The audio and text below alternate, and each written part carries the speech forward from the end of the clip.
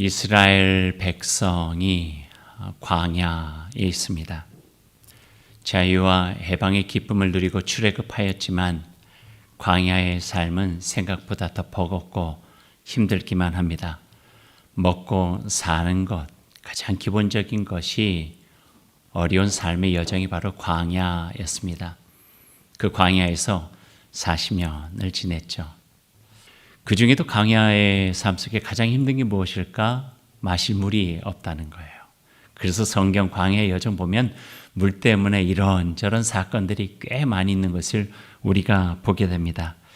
그런 타들어가는 목마름 속에서 버겁고 힘든 광야의 여정 속에 하나님께서는 노예였고 종이었던 백성들을 하나님의 사람으로 다시 조율하고 어루만져서 가나안의 언약 백성으로 세워나가는 그 모습들을 우리는 성서를 통해서 보게 되는 것입니다. 그런 배경 속에 쓰여진 내용이 바로 오늘 우리가 함께 읽은 출애굽기 17장의 말씀이죠. 오늘 말씀을 한번 보시죠. 1절과 2절 말씀 우리 함께 읽어볼까요? 이스라엘 자손의 온 회중이 여호와의 명령대로 신 광야에서 떠나 그 노정대로 행하여 르비딤의 장막을 쳤으나 백성이 마실 물이 없는지라 백성이 모세와 다투어 이르되 우리에게 물을 주어 마시게 하라. 모세가 그들에게 이르되 너희가 어찌하여 나와 다투느냐 너희가 어찌하여 여호와를 시험하느냐. 르비딤에 도착한 이스라엘 백성 마실 물이 없었습니다. 오늘 성경 그렇게 이야기하고 있어요. 마실 물이 없으니 힘들잖아요. 이스라엘 백성들이 갖고 있었던 고질병이 다시 이렇게 돋아나기 시작합니다. 불평과 원망이죠. 끊임없어요. 이해가 돼도 계속 그럴까 하는 생각이 날 정도예요. 불평하고 원망하고. 쉽게 고쳐지는 병은 아닌 것 같습니다. 우리 인생도 비슷하죠. 예전에도 힘들어서 원망하고 왜 나는 이래야 되나 했는데 또 그런 어려움이 똑같이 다가오면 또 우리는 나도 모르게 원망하고 탓하고 불평하는 것이 그냥 우리 속에 있었던 그냥 인간의 연약함 속에서 나타나는 고질병과 같은 모습인 것 같습니다. 잔뜩 성이 나고 화가 난 이스라엘 백성들이 모세를 향해서 거친 말을 쏟아내면서 따지고 들죠. 우리에게 물 좀 주십시오. 이거예요. 물 주십시오. 불과 얼마 전에 오늘 한두 장 앞에 가면은 수르 광야에서 물을 마시려고 했는데 물 맛이 너무 쓴 거예요. 마실 수가 없어요. 그러니까 모세에게 원망하고 불평해요. 우리 여기까지 와서 이 쓴 물 가지고 어떻게 살려고 합니까? 그때 하나님께서 나뭇가지를 그 물에 던지라 해서 쓴 물을 단물로 그 마라에서 기적을 베푼 그 사건이 아직 기억 속에 있는데 광야는 늘 목마른 곳이니까 또는 르비딤에 와가지고 마실 물 좀 주라고 갈증이 나서 못 살겠다고 아우성을 치고 있습니다. 힘들고 어려운 일들은 여러 번 반복되어도 우리에게 익숙해지지 않는 것 같습니다. 고통도 마찬가지죠. 이스라엘 백성이 이 광야의 어려움과 힘든 상황이 올 때마다 마치 장난감 가게 아이처럼 떼쓰죠. 해결해 주세요. 해결해 주세요. 하나님께 직접 하기는 힘드니까 눈앞에 보이는 모세와 지도자들에게 해결해 달라고. 근데 오늘 성경을 보니까 좀 도가 지나친 것 같아요. 뒤에 보니까 모세가 이 백성들 이거 해결 안 해줬다가는 돌을 들고 와서 자기를 죽이겠구나 싶을 정도로 원망과 불평이 극심해진 거예요. 오늘 우리가 함께 읽을 본문 말씀으로 제공되어진 로마서 5장의 말씀을 보면은 이와 좀 다른 어떤 성서적 교훈을 우리에게 주고 있어요. 얼마든지 상황은 힘들 수 있다. 시련에 겪을 수도 있다. 우리가 예상하지 못했고 생각하지 못했던 당황스러운 어려움들은 얼마든지 있을 수 있다. 하지만 그 일들이 있었던 것은 그걸 통하여 하나님께 주시는 또 다른 소망을 이루어가기 위함이다 하는 말씀이 오늘 성경 말씀이 있어요. 그러니까 시련 그 자체가 시련이 아니라 그걸 통해서 더 성숙한 믿음으로 더 나은 삶으로 이끌어 가시는 하나님의 또 다른 손길이라고 하는 것들을 고백한 것이 로마서 5장이죠. 3절의 말씀에 이게 있어요. 다만 이뿐 아니라 너희가 환난 중에도 즐거워하나니 환난은 인내를, 인내는 연단을, 연단은 소망을 이루는 줄 알미로다. 그렇게 적어 있어요. 제가 이 구절을 제 나름대로 풀어봤어요. 그래서 이렇게 풀어봤습니다. 다만 우리의 삶이 마냥 좋을 때만 있는 것은 아닌 것 같습니다. 우리가 원하지 않는 어려움과 시련에 처할 때도 있습니다. 그러나 그 어렵고 힘든 중에도 우리가 하나님을 믿고 의지하는 것을 멈추지 않으면 하나님께서는 우리 안에 인내할 수 있는 힘을 주시고 그 인내를 통해 우리의 인격과 믿음이 잘 단련되어져서 우리로 하여금 하나님께서 이 세상에서 이루어 가신 아름답고 거룩하고 가치 있는 일에 참여하게 하고 그를 통해서 기쁨과 소망도 얻을 수 있게 해주십니다. 이렇게 풀어봤어요. 풀어놓고 이렇게 여러 번 읽어보니까 참 잘 풀었다 하는 생각이 들 정도였습니다. 그 내용의 핵심이 그거예요. 어려움이 있다, 시련이 있다, 힘들고 고통스러울 수도 있다. 인생의 여정이 왜 슬픔이 없고 왜 아픔이 없고 힘든 여정이 왜 없겠습니까? 하지만 그대로 놔두지 아니하시고 그걸 통하여 합력하여 더 선하게 이끌어 가시는 하나님이 계신다고 하는 것을 보여주고 계신 거죠. 모세가요, 이스라엘 백성들에게 왜 하나님을 시험하느냐라고 하는 말이 그거예요. 하나님께서 여기까지 가라고 하셨으면 그걸 통해서 더 나은 거를 인도해 주실 텐데 왜 지금 눈앞에 있는 이것만 보고 목마름만 보고 왜 하나님을 탓하고 하나님께 대들고 하나님께 의심하느냐? 이걸 통해서 역전시켜 가시는 하나님의 뜻이 분명히 있을 텐데 라고 하시는 모세의 말이 오늘 이 말씀 속에 담겨져 있는 거죠. 저는 로마서의 말씀과 오늘 말씀 생각하면서 이런 생각을 해봤어요. 이건 뭐 인정해 주지는 않지만 그냥 제가 갖고 있는 생각이에요. 로마서 3장에 다만 이뿐 아니라 환난 있는데 환난이 소망을 이루는 길이 된다는 거예요. 그걸 전 동전의 양면으로 생각한 거예요. 한쪽 면은 환난이에요. 한쪽 면은 소망이에요. 우리에게 다가온 것은 환난이 다가온 거예요. 그러니까 그 뒷면에는 소망이 있다는 거예요. 근데 환난을 우리들이 이걸 뒤집지 않으면은 소망이 되지 않아요. 뒤집는 힘이 무엇인가? 인내와 연단이래요. 인내하고 연단 받아서 이거를 환난에 그냥 주저앉지 않고 뒤집으면 이게 나에게 소망을 주신다는 거예요. 이게 성서 곳곳에서 다른 표현을 주고 있는데 너희가 고난을 통해서 영광을 들어가는 줄 너희가 모르느냐? 고난인데 고난이 아니래요. 뒤집으면 영광이라는 거예요. 죄가 있는 곳에 은혜가 있다? 잘못해요. 죄도 지어요. 하지만 하나님의 놀라우신 은총을 경험하면 그 죄의 자리 속에서 하나님의 깊고 넓은 은혜를 경험할 수 있는 복된 자리로 뒤집어질 수 있다는 거예요. 슬픔, 아파요. 힘들어요. 고통스러워요. 근데 슬픔의 늪에 빠지지 말라는 거예요. 이걸 뒤집으면 습을 넘어서 하나님의 위로와 우리 곁에 계시는 하나님의 은총을 경험하게 된다는 거죠. 이게 성서 로마서를 통해서 바울 사도가 고백한 거예요. 그는 감옥에서 경험했어요. 좌우 사방이 다 가로막힌 캄캄한 감옥에서 그대로 감옥에서 주저앉지 않고 위축되지 않고 절망하지 않고 하나님의 영광을 향한 찬양을 부르니 옥문이 열려지고 자기를 통해서 역사하시는 하나님의 손길을 경험하게 되는 거죠. 3번씩이나 부인하고 예수님 모른다고 십자가에서 다 외면하고 도망갔던 제자들, 그 제자들이 그대로 있었으면요 그저 절망의 늪에서 우리는 nothing, 아무것도 할 수 없습니다 주저앉고 말았을 거예요. 그런데 예수님께서 그들을 찾아주시잖아요. 그래서 그들한테 말씀해 주시면서 다시 역전, 뒤집을 수 있는 힘을 주시잖아요. 복음의 증거자로 이전의 삶을 잊고 다시 하나님의 사람을 살아갈 수 있는 새로운 성령의 능력을 경험할 수 있도록 도와주잖아요. 엠마오로 가는 두 제자가 예수님 만나요. 만나니 자기의 삶의 방향이 엠마오라고 하는 피난처, 도망가는 곳이 아니라 두려움이 있고 아직 겁난 예루살렘으로 돌아갈 수 있는 믿음의 용기를 가질 수가 있잖아요. 뒤집는 힘이에요. 뒤집는 힘. 이걸 숭실대학교 김혜공 교수는요 영적 복원력이라고 이야기를 했어요. 영적 복원력, 영적 하나님과 함께함으로써 상황을 역전시킬 수 있고 상황을 바꿀 수 있는 힘이다 하는 거예요. 믿음의 힘이 거기 있어요. 내 형편과 상황, 환경에 그저 매몰되지 말라는 거예요. 매몰되면은요, 늪처럼 빠져들어요. 걱정은요, 걱정을 묵상하면 걱정은 걱정이 돼요.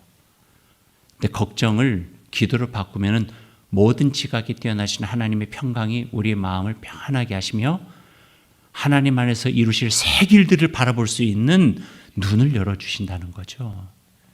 이게 중요해요.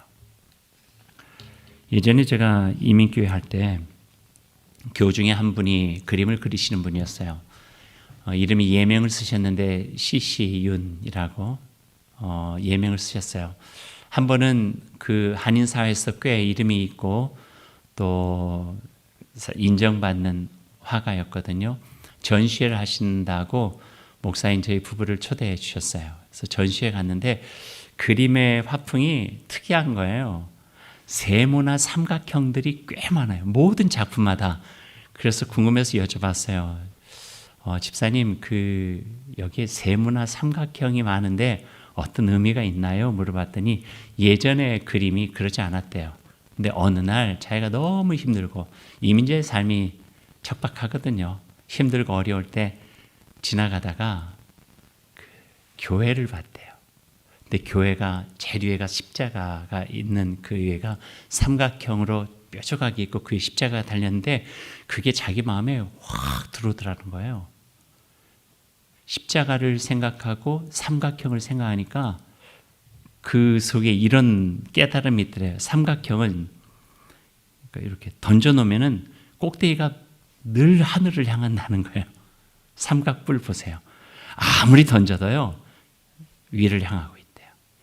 하나님을 향하고 있대요. 그래서 자기가 삼각형에서 깨달은 하나님의 은총, 아무리 힘들고 어렵고 바닥에 있어도 우리가 눈을 들어 하늘을 바라보고 나의 도움이 어디서 올까? 천지를 지으신 여호와 하나님, 그분의 마음 들이면서 눈을 맞추면은 그분들 댁에서 오는 것은 위로와 격려와 사랑과 북돋아주는 용기와 다시 일어날 수 있는 힘, 그거라는 거예요. 그래서 그분의 그림은 그 이후부터 삼각형이 가득 차게 되었다 하는 거예요. 주가 주신 능력으로 일어서리라. 다시 일어서리라. 영적 복원력, 뒤집는 힘. 근데 아직 너무 힘겨워서 그런지 이스라엘 백성들은 그 영적 복원력을 갖지 못한 것 같습니다. 그러니 하나님을 보기보다는 눈앞에 있는 목마름에 괴롭고 힘들어서 원망하고 불평하고 있죠. 참 아쉽습니다. 오늘 말씀을 다시 돌아가 보죠. 2절 말씀을 보면은 여기에 또 다른 교훈을 우리에게 주고 계세요. 2절 말씀 우리 함께 볼까요? 원망과 불평하는 이스라엘 백성에게 한 모세의 말이 나오고 있는데요. 너희가 어찌하여 나와 다투느냐? 너희가 어찌하여 여호와를 시험하느냐? 이야기를 해요. 보세요. 모세는요, 이스라엘 백성을 데리고 하나님의 명령에 따르는 1절에 나와요. 하나님께서 명령하신 대로 데려간 것밖에 없어요. 그러니까 이스라엘 백성들이 막 원망할 때 왜 날 원망해? 난 하나님께서 여기로 가라 해서 간 것밖에 없는데 왜 나한테 뭐라 그래? 나하고 다툴 일이 아니야. 이건 하나님께서 하라신 대로 나는 한 것뿐이지. 그러면서 하신 말씀이 그건 하나님을 시험하는 거예요. 여기서 시험이라고 하는 단어는요, 다른 데 보면은 의심하는 거고 하나님께 대드는 거예요. 하나님 우리 목말라 죽이려고 여기까지 오게 했습니까? 이거예요. 시험하지 말라는 거예요. 하나님이 안 계신 것처럼 생각하지 말라는 거예요.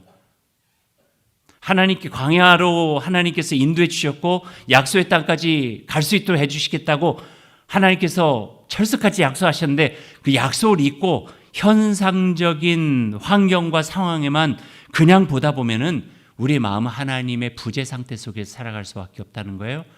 하나님을 의심하게 되고 하나님을 시험하게 되고 또 하나님께 대들 수 있다 하는 거죠. 그래서 오늘 여기 말씀에서 마사와 무리바가 나오는 거예요. 다투다는 뜻이 무리바고요. 시험하다라고 하는 뜻이 마사예요. 나중에 7절 말씀에 이 장소에 대해서 마사 무리바라고 모세가 정하게 되는데 바로 이것이 바로 너희가 하나님을 시험한 곳, 너희가 나와 함께 다툰 곳이라고 하는 그런 의미도 여기 있는 거죠. 그리고 3절로 넘어갑니다. 3절 말씀 한번 같이 읽어보죠. 거기서 백성이 목이 말라 물을 찾음에 그들이 모세에게 대하여 원망하여 이르되 당신이 어찌하여 우리를 애굽에서 인도해 내어서 우리와 우리 자녀와 우리 가축이 목말라 죽게 하느냐. 모세에 대한 원망이에요. 이 원망을 들은 모세는 여호와 하나님께 부르짖어 기도하죠. 4절 말씀도 같이 읽어가 봐요. 모세가 여호와께 부르짖어 이르되 내가 이 백성에게 어떻게 하리까? 그들이 조금 있으면 내게 돌을 던지겠나이다. 부르짖을 수밖에 없는 상황이죠. 백성들에게 위협을 느낀 거죠. 이대로 가만히 있다가는 이들에게 내가 죽임을 당할 수도 있겠구나. 겁이 난 거예요. 그래서 하나님께 달려가서 부르짖습니다. 이 상황을 해결해 주셔야지만 제가 살 수 있을 것 같습니다. 5절 말씀은 그 모세의 기도에 대한 하나님께서 주신 응답입니다. 그 말씀도 같이 읽어보죠. 여호와께서 모세에게 이르시되 백성 앞을 지나서 이스라엘 장로들을 데리고 나일강을 치던 네 지팡이를 손에 잡고 가라. 내가 호렙산에 있는 그 반석 위 거기서 네 앞에 서리니 너는 그 반석을 치라. 그것에서 물이 나오리니 백성이 마시리라. 모세가 이스라엘 장로들의 목전에서 그대로 행하니라.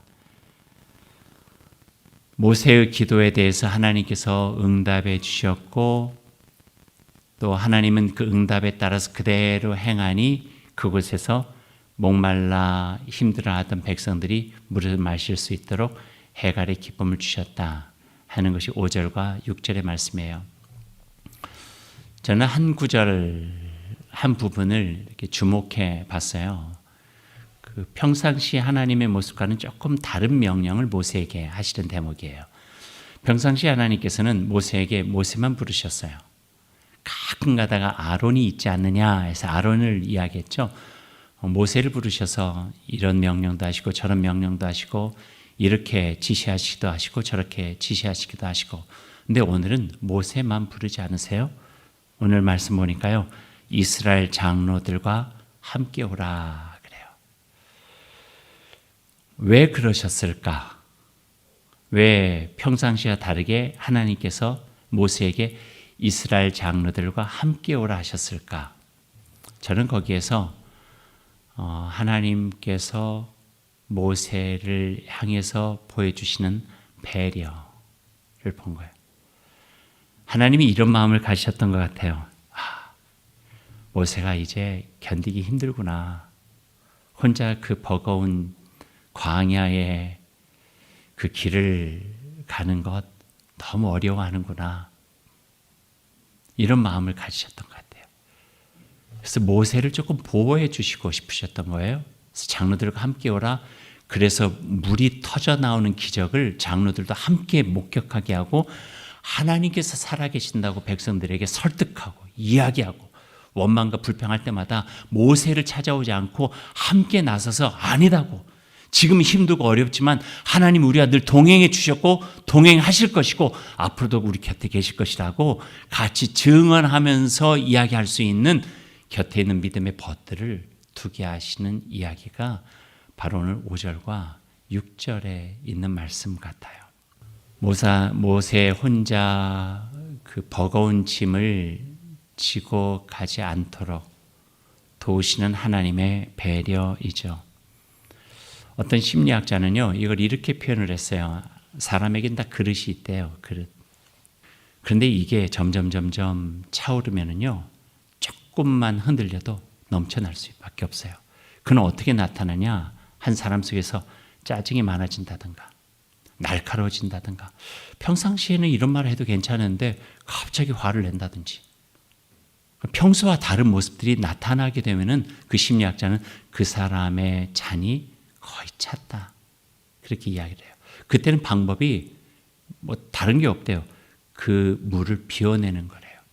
밖에 버릴 수도 있겠지만 비워낼 수 있는 좋은 방법은 나의 그릇을 키워가지고 그릇의 양을 줄이는 방법도 있겠지만 그것 쉬운 일 아니고 옆에 있는 빈 그릇에다가 나누는 거죠.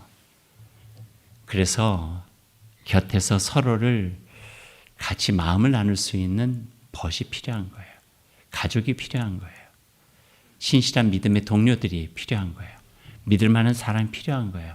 나누는 거죠. 나눌 때 수위가 낮아지고 함께 공감하면서 해결해 갈 수 있는 힘들을 갖게 되는 거죠. 모세를 부르셨어요? 홀로 부르지 않으셨어요? 장로들과 함께 오라.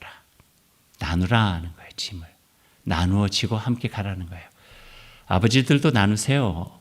아내하고도 나누고 자녀들하고도 나누고요. 그게 지혜예요. 함께 가정의 어려움 혼자 떠맡으려고 하지 마세요. 특별히 엄마들은 나누세요. 혼자 모든 일 함께 감당하려고 홀로 감당하려고 하지 마세요. 나누세요. 직장도 마찬가지고요. 교회도 마찬가지고요. 함께 할 때 거기에서 더 좋은 길로 인도해 갈 수 있는 힘을 가질 수 있게 된다 하는 말씀이죠. 이제 조금 더 가봅시다. 이제 마무리를 할 텐데요. 장로들과 함께 올라간 호렙산에서 하나님 명령대로 행했죠. 그대로 행하니라. 그럼 어떤 일이 일어났을까요? 그런데요, 그 다음 어떤 일이 일어났는가에 대해서는 성경이 침묵해요. 과감하게 생략한 거예요. 기적과 환희를 보여주고 반석 갈라지고 물이 터져 나오고 백성들이 환호성과 함께 갈증 해소하고 하나님 경배하고 막 모세를 추앙하고 하나도 없어요. 단지 그 6절 마지막에 모세가 그대로 행하니라 그 7절로 넘어가는데요. 7절 말씀은 이렇게 마무리를 하고 있어요. 그가 그곳 이름을 마사 또는 무리바라 불렀으니 이는 이스라엘 자손이 다퉜으며 또는 그들이 여호와를 시험하여 이르기를 여호와께서 우리 중에 계신가 안 계신가 하였음이더라. 왜 이렇게 마무리를 하나요? 기적과 환희로 마무리지 않고. 그거는 앞으로도 계속 있을 수 있는 시련과 환난 속에 한 번에 기적이 줄 수 있는 마음의 기쁨도 있겠지만 잊지 않고 하나님은 시험의 대상이 아니야. 우리 하늘 함께 하셨어. 잊지 말라는 거예요. 기억하라는 거예요. 다투지 말라는 거예요. 시험하지 말라는 거예요. 늘 하나님이 우리 함께 계시고 보여지는 현상과 상황이 아니라 그걸 뛰어넘어서 우리를 이끌어 가시는 하나님의 손길이 있다고 하는 것을 기억하라 하는 의미에서 이것을 맞살아라 무리바라라 지명까지 정해 주신 거죠. 오늘 우리에게 귀한 교훈이 됩니다. 사람들은 이야기를 해요. 우리 인생이 마치 광야의 여정과 같다고요. 이렇게 저렇게 숨어있는 돌발적인 시련과 험난한 일들, 마음의 상처들, 우울함들, 슬픔들 툭툭 튀어나오죠. 마치 게임하는 어린이 게임기의 두더지처럼. 어떻게 해야 되나요? 올라올 때마다 차서 불평과 언명으로 해결해야 가나요? 오늘 마사 무리바를 통해서 주신 교훈은 하나님 나와 함께 하신다. 하나님 나와 함께 하신다. 그러니 그분의 능력으로, 그분의 지혜로, 그분의 사랑과 은총으로 내가 이겨내보자 하는 그 마음이 우리의 삶의 여정 속에 홀로 짊어지고 가는 삶의 버거움이 아니라 주님과 함께하는 삶의 기쁨, 광야의 샘에서 은총이 솟아나는 하나님의 은혜를 경험하며 살아가게 될 줄로 믿습니다. 그 믿음이 우리의 삶 가운데 있기를 간절히 소망합니다.